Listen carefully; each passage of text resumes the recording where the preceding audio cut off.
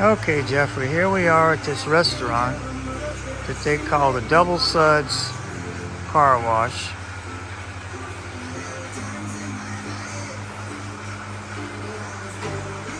Here in Pawtucket Beach.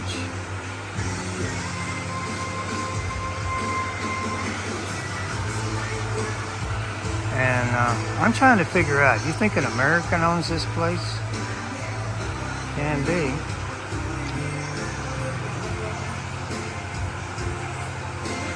Anyway, it's a good place to come eat lunch or dinner. And if you like live bands, they have live bands here at night, I guess.